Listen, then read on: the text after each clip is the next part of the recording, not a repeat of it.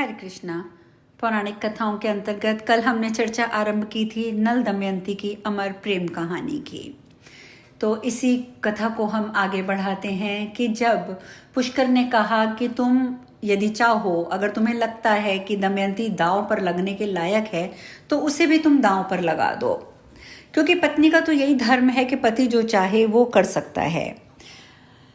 परंतु ये तुम्हारी अपनी इच्छा होगी। आप तो जानते हैं कि नल के अंदर तो कलयुग बैठा था। उसने तो अपनी पत्नी को भी दांव पे लगाने से नहीं चूका, परंतु पुष्कर ने ही कह दिया कि समझ लो कि ये भी हार चुकी हैं और तुम भी हार चुके हो, तो अब तुम दोनों यहाँ से अपना एक एक वस्त्र पहनो और इस महल को छोड़ दो।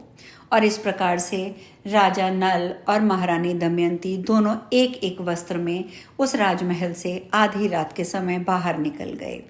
प्रजा सब जानती थी, प्रजा बहुत दुखी थी, लेकिन कोई कुछ नहीं कर सकता था और वे दोनों चलते हुए जंगल की ओर निकल गए। और जंगल में जो मिलता कंद फल उसी को खाकर उनकी जिंदगी के दिन बीतने लगे। एक दिन राजा ने देखा कि बहुत से पक्षी उसके पास आकर बैठे हैं और उनके पंख जो हैं वो सोने के समान चमक रहे हैं। राजा नल ने सोचा कि इनकी पंख अगर मैं ले लूं तो इससे मुझे कुछ धन मिलेगा, और ऐसा सोचकर वे उन्हें पकड़ने के लिए उठा। पकड़ने का तो कोई जरिया जब नजर नहीं आया तो राजा नल ने क्या किया कि जो एक वस्त्र पहना हुआ था वह वस्त्र उन्होंने उतार कर उन पक्षियों के ऊपर फेंक दिया, और हुआ यूं कि पक्षी वो वस्त्र लेकर उड़ गए। अब नल बिना कपड़ों के दीनता की हालत में मुंह नीचे किए खड़े हो गए। पक्षियों ने ऊपर उड़ते हुए कहा, तुम नगर में से सिर्फ एक वस्त्र पहनकर निकले थे, उसे देखकर हमें बड़ा दुख हुआ था, तो इसीलिए हमने सोचा कि चलो अब जो तुमने एक वस्त्र पहना है हम वो भी लिए ही जाते हैं, क्योंकि हम पक्षी नहीं, हम तो जुए के पासे हैं। नल ने दमयंती से पासे की बात कह दी और कहा, तुम देख रही हो ना, यहाँ बहुत से रास्ते हैं। एक अवंती की ओर जाता है, दूसरा पर्वत होकर दक्षिण देश की ओर जाता है, सामने विंध्याचल पर्वत है, ये पयोषणी नदी समुद्र में मिलती है, सामने का रास्ता विदर्भ देश की ओर जाता है और ये कौशल देश का मार्ग है। इस प्रकार राजा नल दुख और शोक में भरकर बड़ी ही सावधानी के साथ दमयंती को भिन्न भिन्न आश्रमों के मार्ग बताने लगे। दमयंती की आंखें आंसुओं से भर गईं। दमयंती ने राजा नल से कहा, आपको लगता है कि मैं आपको छोड़कर अकेली कहीं जा सकती हूँ? मैं आपके साथ रहकर ही आपके दुख को दूर करूंगी। दुख के अवसर पर तो पत्नी पुरुष के लिए औषधि के समान होती है, वह धैर्य रखकर पति के दुख को कम करती है। परंतु उस समय नल के शरीर पर वस्त्र नहीं था, धरती पर बिछाने के लिए चटाई भी नहीं थी, शरीर धूल से लथपथ हो रहा था। भूख प्यास से परेशान राजा नल जमीन पर ही सो गए। दमयंती भी उनके साथ ही सारे दुख झेल रही थी। राजा नल भी जमीन पर सोए थे तो दमयंती भी वहीं लेट गईं। दमयंती को जैसे ही नींद ने आकर घेरा, राजा नल की नींद टूट गई। सच्ची बात तो ये थी कि दुख और शोक के कारण सुख की नींद तो वे सो भी नहीं सकते थे। वे सोचने लगे कि दमयंती तो मुझसे बड़ा प्रेम करती है और प्रेम के कारण ही उसे इतना दुख झेलना पड़ रहा है।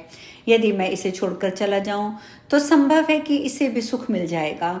अंत में राजा नल ने यह निश्चय किया कि इसे सुख मिलना ही चाहिए, मैं इसे छोड़ ही देता हूँ।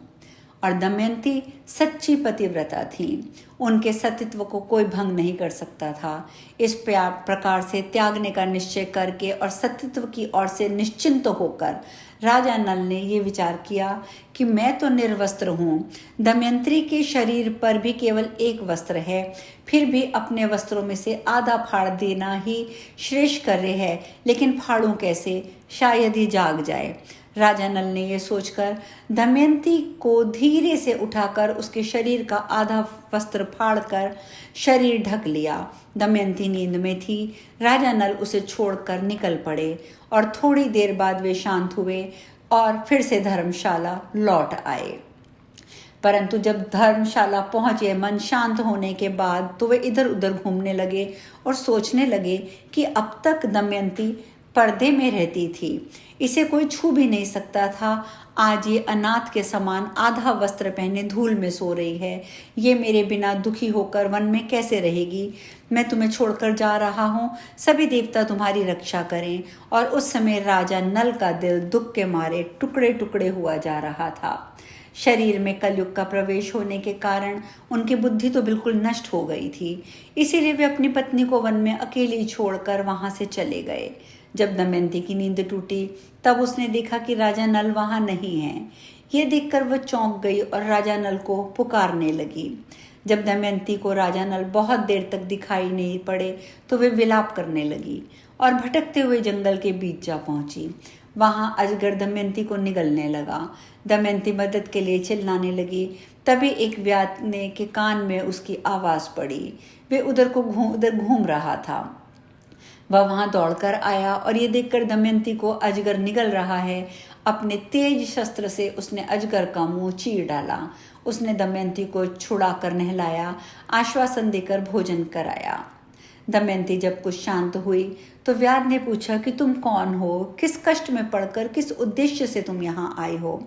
दमयंती की सुंदरता, बोलचाल और मनोहरता देखकर व्याध मोहित हो गया था। वह दमयंती से मीठी मीठी बातें करके उसे अपने बस में करने की कोशिश करने लगा। दमयंती उसके मन के भाव को समझ गई। दमयंती ने उसके बलात्कार करने की चेष्टा को बहुत रोकना चाहा, लेकिन जब वह किसी प्रकार भी नहीं माना तो उसने शाप दे दिया कि मैंने राजा नल के अलावा किसी और का चिंतन कभी नहीं किया है। तो वह व्याध मरकर गिर पड़ा।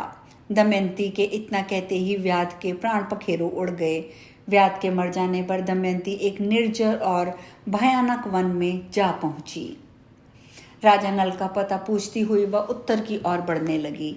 3 दिन 3 रात बीत जाने के बाद दमयंती ने देखा कि सामने ही एक बहुत सुंदर तपोवन है, जहां बहुत से ऋषि तपस्या कर रहे हैं और वहीं वे ऋषि निवास भी करते हैं।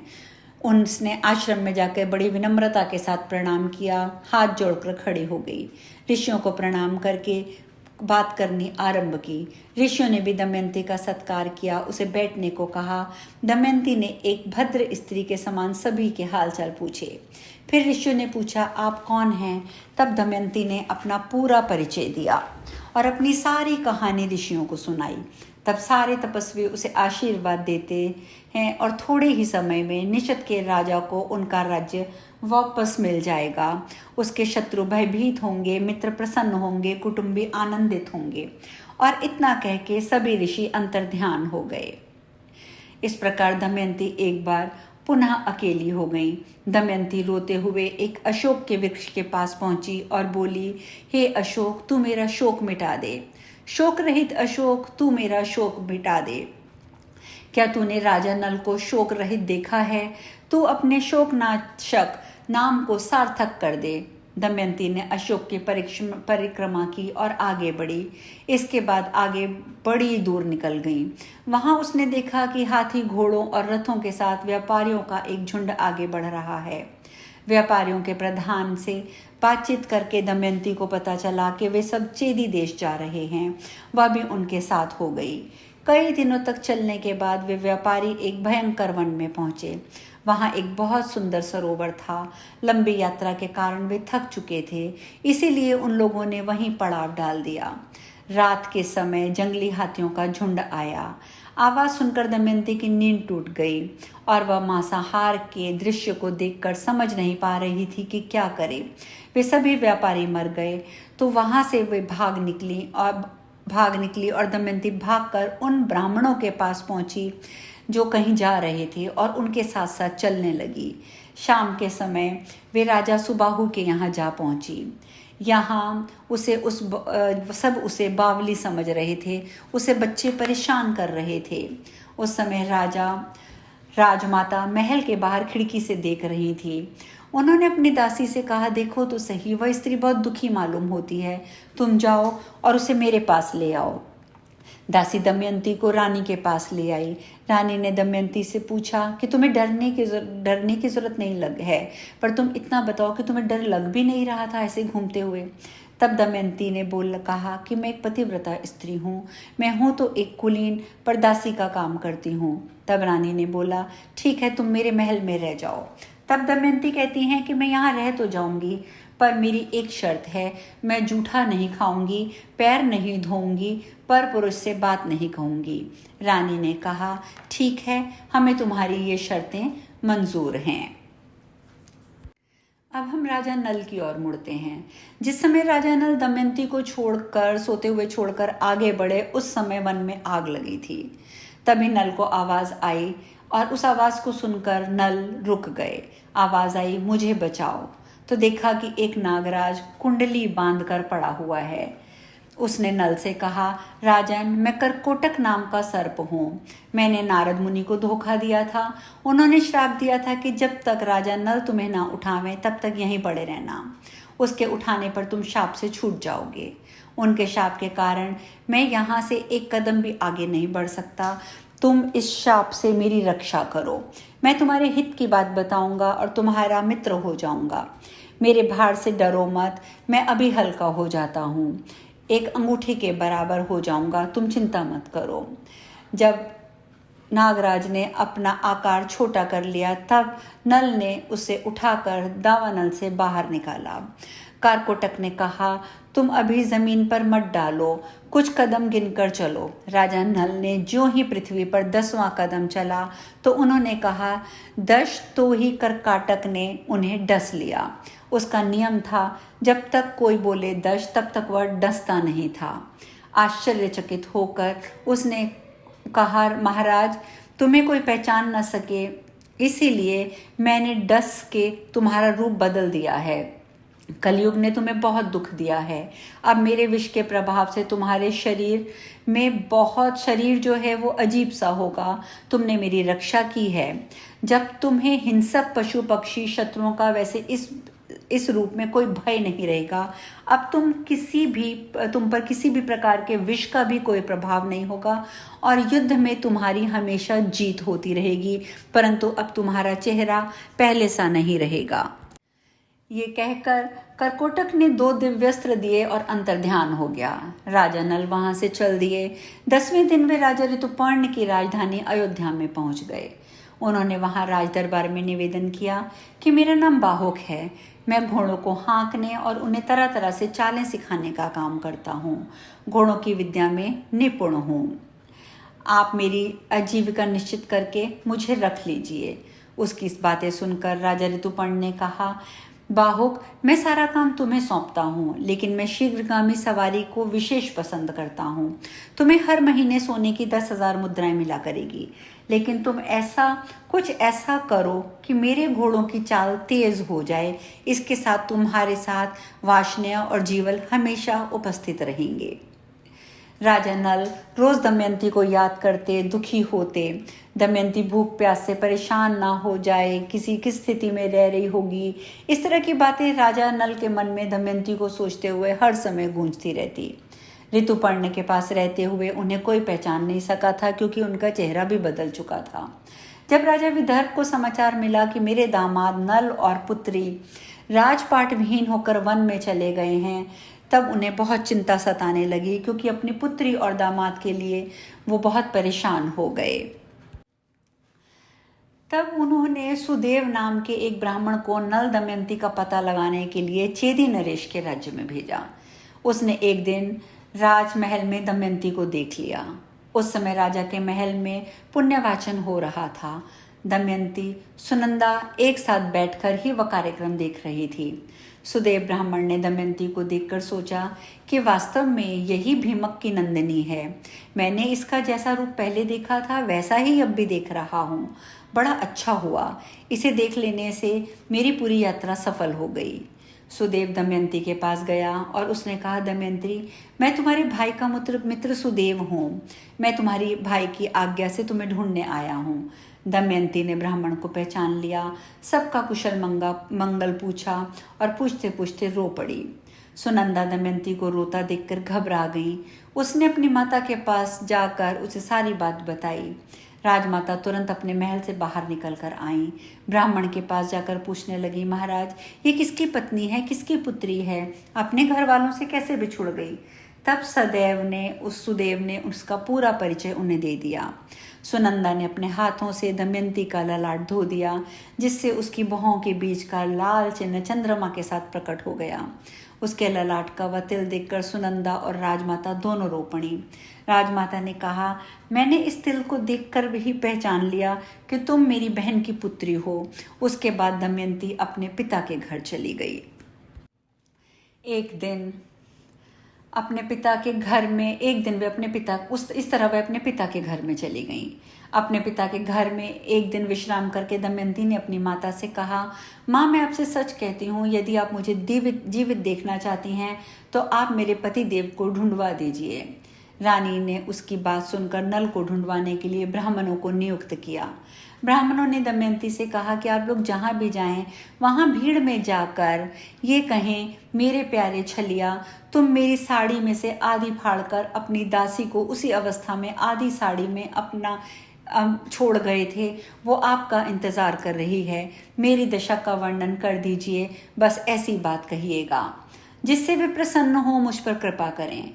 बहुत दिनों के बाद एक ब्राह्मण वापस आया। उसने दमयंती से आके कहा कि मैंने राजा ऋतुपर्ण के पास जाकर भरी सभा में आपकी बात दोहराई, किसी ने कुछ जवाब नहीं दिया। जब मैं चलने लगा तब बाहुक नाम के एक सारथी ने मुझे एकांत में बुलाया। उसके हाथ बहुत छोटे और शरीर कुरूप था। वह लंबी सांसें लेकर रोता हुआ मुझसे बोला, उच्च कुल की स्त्रियों के पति उन्हें छोड़ भी देते हैं तो भी वे अपने शील की रक्षा करती हैं। त्याग करने वाला पुरुष विपत्ति के कारण दुखी और अचेत हो रहा था, इसीलिए उस पर क्रोध करना उचित नहीं है। लेकिन उस समय वह बहुत परेशान था। जब वह अपनी प्राण रक्षा के लिए जीविका चाह रहा था तब पक्षी उसका वस्त्र उठा ले उड़ गए थे। जब ब्राह्मण ने ये सारी बातें बताई तो दमयंती समझ गई कि वे ही राजा नल हैं। ब्राह्मण की बातें सुनकर दमयंती की आंखों में आंसू भर आए। उसने अपनी माता को सारी बात बताई। तब उन्होंने कहा कि आप ये बात अपने पिताजी से ना कहें, मैं सुदेव ब्राह्मण को इस काम के लिए नियुक्त करती हूँ। तब दमयंती ने सुदेव से कहा, ब्राह्मण देवता आप जल्दी से जल्दी अयोध्या नगरी पहुँचिए। राजा ऋतुपर्ण से ये बात कहिए कि दमयंती ने फिर से स्वेच्छानुसार पति का चुनाव करने का विचार किया है। बड़े बड़े राजा और राजकुमार जा रहे हैं। स्वयंवर की तिथि कल ही है, इसलिए यदि आप पहुंच सकें तो वहां पहुंच जाइए। नल के जीने अथवा मरने का किसी को पता नहीं है, इसीलिए वह कल के सूर्योदय से पूर्व ही पतिवरण करेगी। दमयंती की बात सुनकर सुदेव अयोध्या गए और उन्होंने राजा ऋतुपर्ण से सब बातें कह दी। सुदेव की बातें सुनाकर बाहुक को बुलाया और कहा, बाहुक कल दमयंती का स्वयंवर है, हमें जल्दी से जल्दी पहुंचना है। यदि तुम मुझे जल्दी वहां पहुंचा सकते हो या यदि संभव हो तभी मैं वहां जा पाऊंगा। ऋतुपर्ण की बात सुनकर नल का कलेजा फटने लगा। सोचा कि दमयंती ने दुखी और अचेत होकर ऐसा किया है, संभव है वह ऐसा नहीं करना चाहती हो। नल ने शीघ्रगामी रथ में 4 श्रेष्ठ घोड़े जोते। राजा ऋतुपर्ण रथ पर सवार हो गए। रास्ते में ऋतुपर्ण ने उसे पास से कर वशीकरण की विद्या सिखाई, क्योंकि उसे घोड़ों की विद्या सीखने का लालच था।